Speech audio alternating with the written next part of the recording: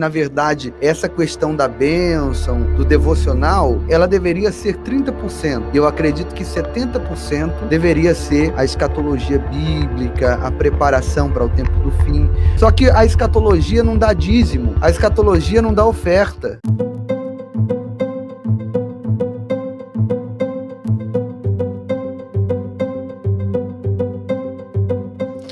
Pastor, primeiro nós vamos falar aqui, porque hoje eu recebi alguns comentários de pessoas falando assim, olha, vocês têm que parar de falar um pouco sobre o fim e falar mais sobre as obras de Jesus, né? Falar mais sobre o que Jesus fez. Então aí, só já dando uma resposta para esse tipo de argumento, se nós vamos falar sobre o que Jesus fez, nós vamos falar do fim. Porque o que Jesus mais fez foi falar do fim. Então, o fim, ele não é para assustar as pessoas, não é para desesperar as pessoas, diferente de uma profecia do caos, né? A profecia bíblica, por mais terrível que ela seja, por mais amedrontadora que ela seja, ela não nos traz pânico. A gente lê coisas até piores do que foi profetizado por esse pastor aí, que foi um fenômeno, né? Foi uma bomba, foi a paz do céu. Então a gente percebe que a Bíblia tem coisas muito piores. Sabe o que é você olhar para a Bíblia, você vê que as pessoas vão sentir tanta dor e vão sofrer tanto ao ponto de desejar morrer e não vão poder morrer. Então, são situações que a Bíblia nos coloca que, se for fazer um filme mesmo, por exemplo, o cenário de Cristo ali, a crucificação de Cristo, é terrível. A gente, às vezes, lê a Bíblia de uma forma rasa e a gente não consegue observar as profundidades das feridas, das agressões. E aí a gente teve aquele filme que foi A Paixão de Cristo, que também foi um fenômeno, né? E inclusive morreram até pessoas de ataques cardíacos em cinemas e coisa do tipo, porque as imagens são impressionantes. Então a Bíblia, ela é um livro que a gente lê isso, a gente sabe o tanto que Jesus sofreu. Quem gosta de um pouquinho mais a fundo, as feridas, a quantidade de feridas que foram abertas no corpo de Jesus ali pelo azarrogue, que é aquele chicote que na sua ponta tinha tiras, tinha pontas de osso de carneiro, tinha uma bola de chumbo que causava hematoma e rasgava a pele de Jesus. Então, 39 chibatadas, a gente percebe que Jesus, ele sofreu demais. Então a Bíblia, ela nos mostra isso. A gente sabe que Jesus sofreu, que foi horrível, mas ela nos passa uma alegria, um gozo, tanto que Jesus, ele fala assim, para a gente lembrar da sua morte com alegria, porque ele trouxe para nós a redenção, entendeu? Se não fosse Cristo, nós estava lascado, na palavra popular, né, para que todo mundo entenda. Então ele sofreu mesmo, ele foi machucado ali. E aí a gente vai para o Apocalipse, a gente vê ali João tendo aquelas visões, dragões, besta que sobe do mar, besta que sobe da terra, com chifre, aquilo tudo, os 4 seres. A gente não, se for fazer um filme mesmo de tudo que está escrito na Bíblia Sagrada, vai dar um filme muito terrível e as pessoas não vão ficar assustadas com aquilo. Porque apesar, eu não sei se o senhor está entendendo o meu raciocínio, apesar de ser assustador, é confortador. Não é verdade? Sim. O senhor concorda comigo? Concordo em gênero, número e grau. Mesmo porque o que acontece é o seguinte, né? Quando nós olhamos para as mensagens e textos escatológicos e toda essa hecatombe que está reservada para aqueles que rejeitarem a obra redentora de Jesus Cristo, ao mesmo tempo, nós vamos ver nessas mensagens escatológicas o amor de Deus e o que ele pagou para que não passássemos por tudo isso. A palavra de Deus, ela fala muito mais do inferno do que o céu. Você está entendendo? Então, o que acontece é o seguinte, nós precisamos entender que existem inúmeros crentes, eu não sei se o pastor Giovanni já teve essa experiência, de falar assim, olha, eu estou na igreja há 1 ano, há 2 anos, e eu nunca ouvi uma pregação profunda a respeito do arrebatamento, a respeito do juízo final, a respeito do milênio. Tanto é que as pessoas conhecem muito pouco. Então, hoje, nós temos por aí uma gama enorme de pastores, pregadores, que pregam sobre a prosperidade, que pregam sobre a cura, que pregam sobre a libertação. Temos inúmeros. Agora, são bem poucos os números daqueles pastores ou lideranças que estão reservando a se aperfeiçoar nessa parte da Bíblia que é fundamental para a nossa vida. E eu louvo a Deus quando a gente vê pastores como Lamartine Pozella, como o próprio Rafael Bittencourt, Rafael Bittencourt, né? Pastor Giovanni. Então, louvamos a Deus por isso, porque tem pessoas que estão dentro da igreja e falam assim, é lógico, tirando esse tempo de epidemia aí, mas eu ouvia muito antigamente falando assim, olha, pastor, eu passei esse ano inteirinho, não vi na minha igreja uma pregação sobre o arrebatamento, não vi uma pregação sobre o juízo final. Eu vi sobre cura, eu vi sobre vitória, eu vi sobre a chave do carro, eu vi sobre a casa própria, a campanha do empresário, mas sobre arrebatamento não ouvi um ano, não ouvi uma vez nesse ano. Não ouvi uma vez nesse ano uma pregação sobre o juízo final. Eu nem sei direito como é que é essa história do milênio.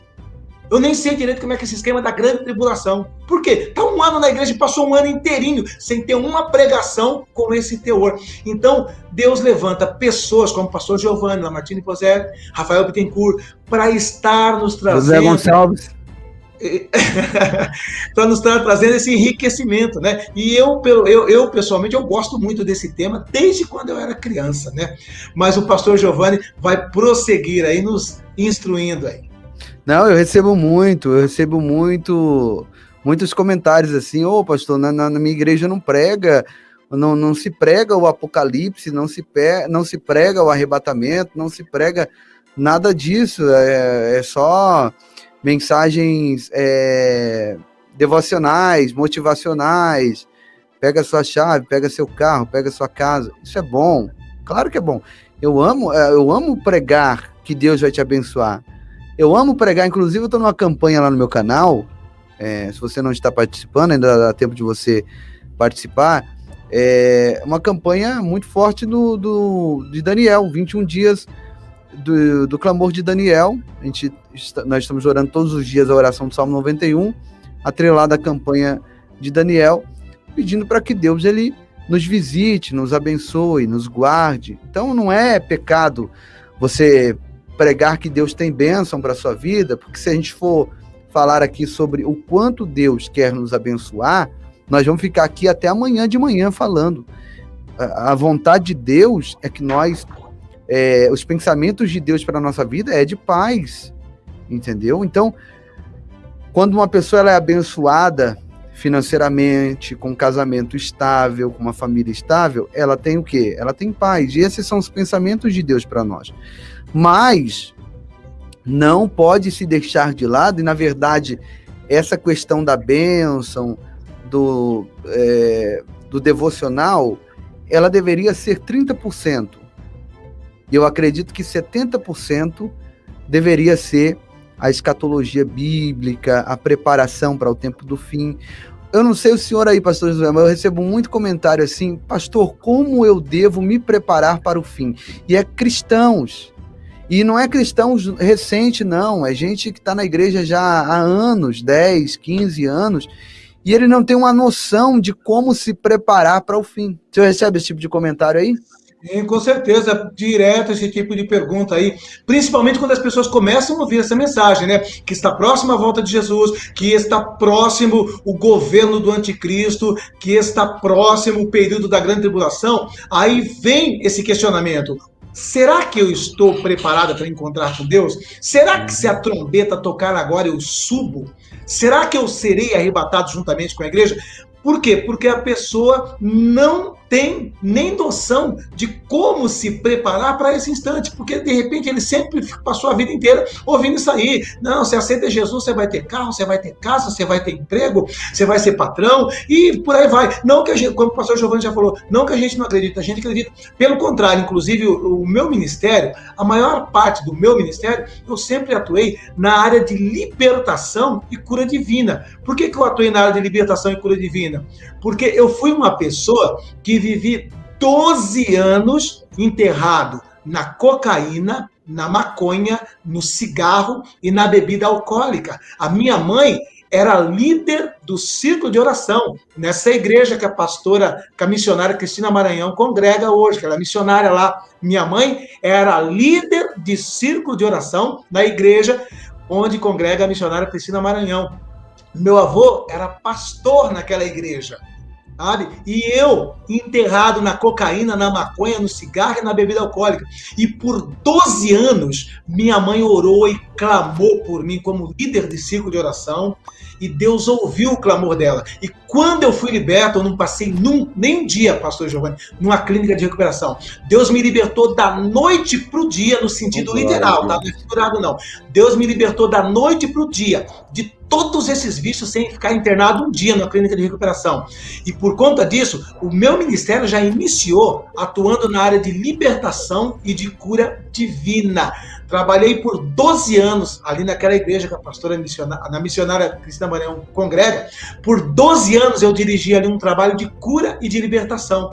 Mas agora, devido a todos os acontecimentos que estão na nossa cara, a gente vê Satanás esfregando na cara, através de comercial, que o pastor Giovanni vai mostrar aqui agora. Através de comercial, Satanás está mostrando na cara, escrachado, o que ele vai fazer com essa terra, o que ele vai fazer com essa humanidade. E aí você olha para uma igreja que está dormindo, para uma igreja que está atrás de carro, prosperidade, casa própria, e Satanás falando através de comercial, falando através de videoclipe, o que ele vai fazer nessa terra, o que ele vai fazer com a igreja de Cristo, o que ele vai fazer com as pessoas, e a gente vê que não tem esse tipo de mensagem nos altares, está faltando. Então, na realidade, eu digo o seguinte: bom seria que tivesse muito mais canais, pastores, igrejas e missionários, como o pastor Giovanni, pastor Lamartine Pozzelli, Rafael Bittencourt, trazendo esse tipo de teor. É o que nós estamos precisando. Esses tipos de mensagens que nós já falamos aqui, tem muitos já, tem muitos.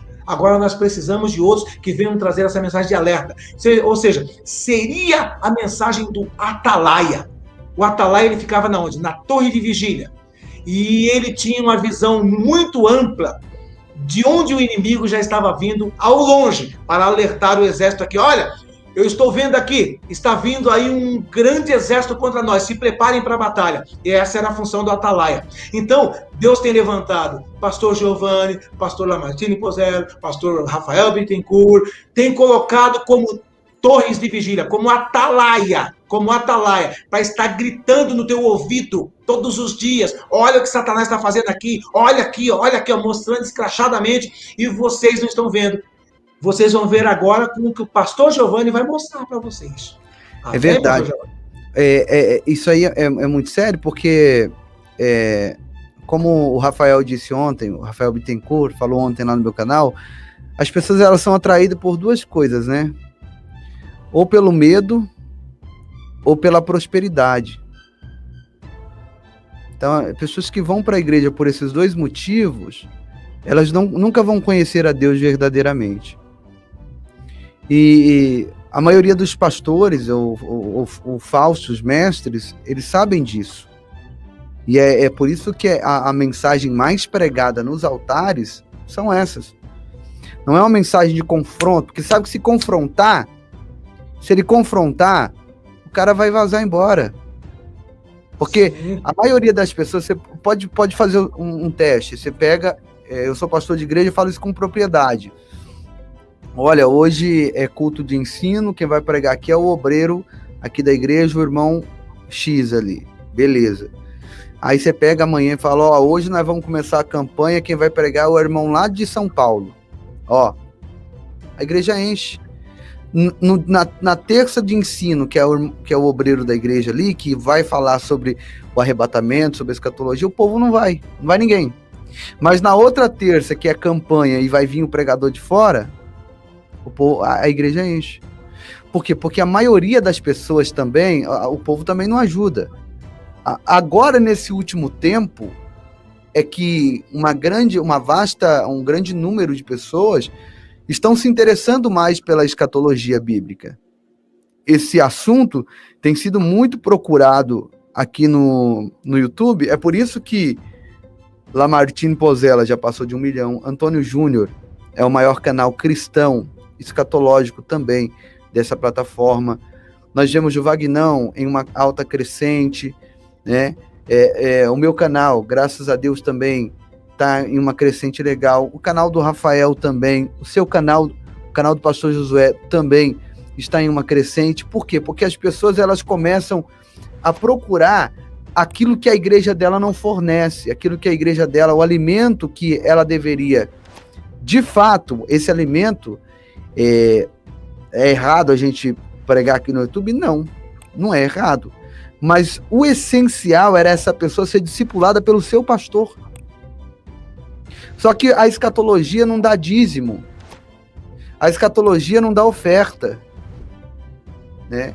Na verdade, pastor Josué, a escatologia, se ela for bem administrada e inspirada pelo Espírito Santo, ela traz um avivamento maior. É porque esses pastores, eles não procuram um curso como esse do senhor, que o senhor vai administrar, outros cursos fantásticos que eu já tive acesso nessa plataforma chamada Hotmart também.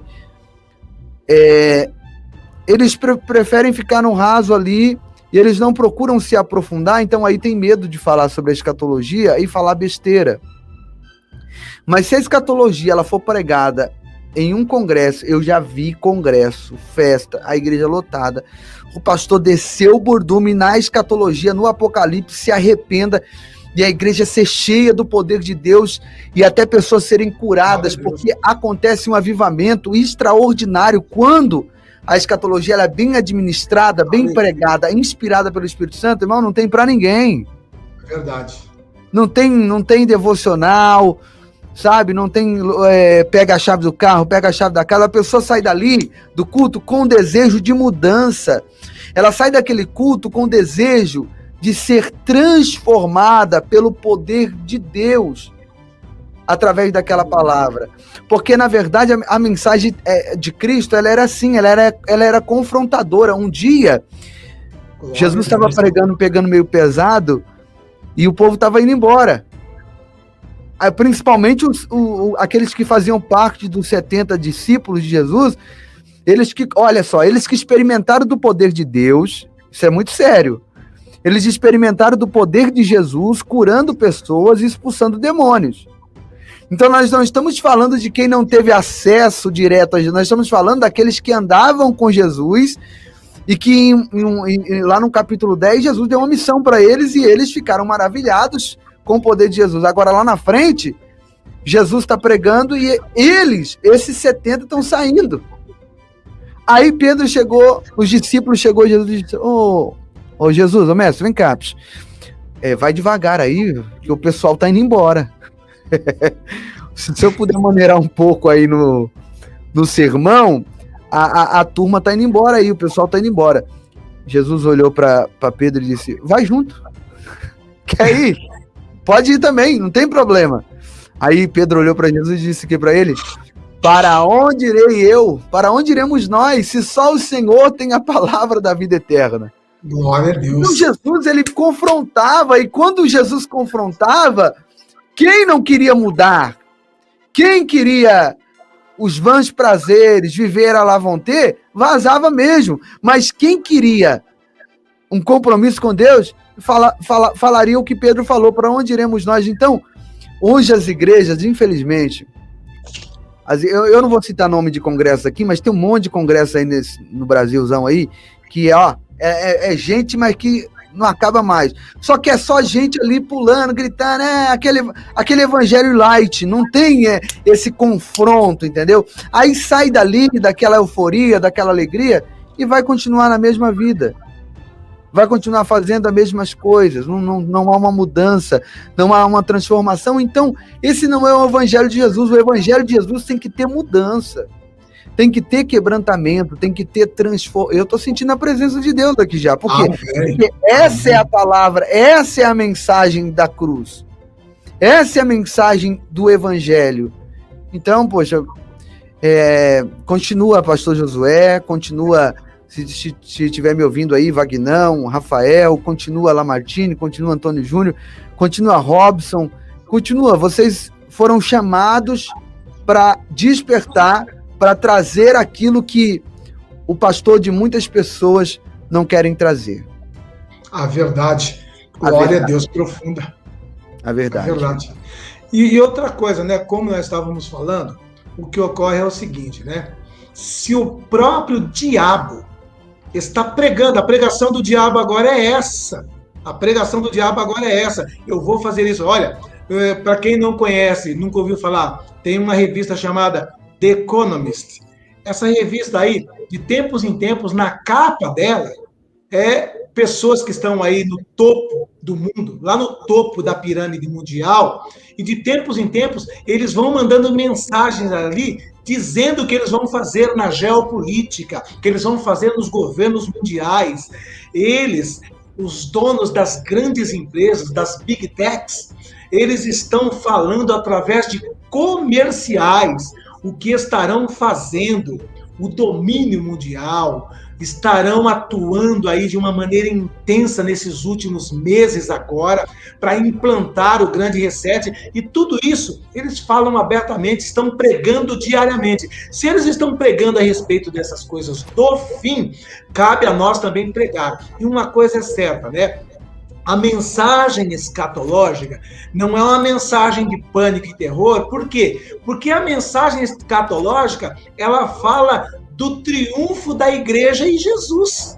É isso. Ela não fala da derrota da igreja. Ela não fala da derrota de Jesus. Ela é a mensagem que fala do momento triunfal de Jesus com a igreja, de Jesus com a sua noiva. Então nós temos que falar, enquanto Satanás está falando que vai destruir, que vai implantar o governo, que vai causar guerra, que vai causar o caos, que vai implantar esse grande reset mundial, nós estamos falando que Jesus vai triunfar com a sua igreja.